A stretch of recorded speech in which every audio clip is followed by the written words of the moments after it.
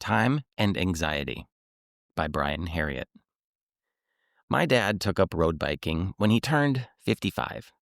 5 years later, I joined him on rides throughout the San Francisco's East Bay, up and down the Oakland Hills and the Berkeley Hills. I've always loved having a younger dad. You can probably tell by all the stories I tell about him in my book. My dad is helpful, someone you can count on. He's got enough patience to teach a newbie like me. Learning the ins and outs of road biking from him was a stress-free way to take up the sport. On long rides, you'll eventually get a flat tire. My dad taught me how to fix it, including how to use the tools: a tire lever, a tiny plastic pry bar used to free the tire from its rim, a CO2 cartridge to inflate the new tube without having to pump it, very convenient, and even a small strip of old tire that you use to place between the tire and the tube to control the puncture. Just so many tricks. Looking back, I've probably fixed 10 flat tires on the side of the road over the years, not quite enough times to be comfortable doing it. I'm about as comfortable changing a flat tire as you are reading about it here, most likely. My dad and I soon began riding with our local riding club, Team Alameda. With a group of 10 or 15 riders, it was more fun, until I got a flat.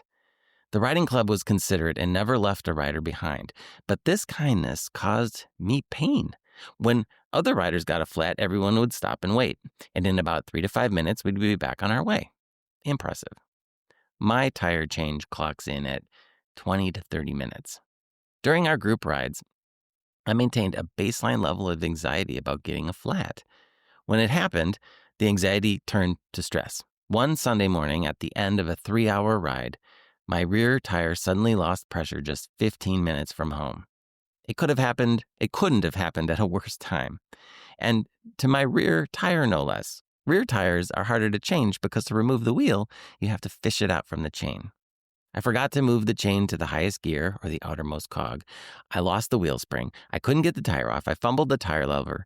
The CO2 cartridge slipped off the new tube, and gas went everywhere. I didn't have a hand pump and had to borrow someone else's. All the while, everyone watched me. 20 long minutes passed. Finally, I gave up and asked my dad to help me. I'm a grown man, so you'd think I'd be embarrassed, but I actually felt a calming relief. Dad finished the fix in 2 minutes.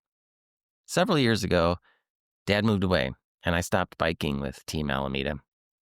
I still bike. I love biking, but I bike alone. And when I get a flat, I take my time fixing it, happy that I have no implied time goal to meet. We can't always escape the time pressure that others put on us, real or implied. But with time freedom, we have an opportunity to do things on our schedule. And it's a less anxious, lower stress way to live. In writing this, I realized the next step I need to take. I plan to resume biking with my riding club, but as we head out, I'll make it clear that should I get a flat, I want the rest of the group to just go on ahead. In Time Freedom, I promote a lifestyle of choice, flexibility, and ease. This is what ease looks like for me.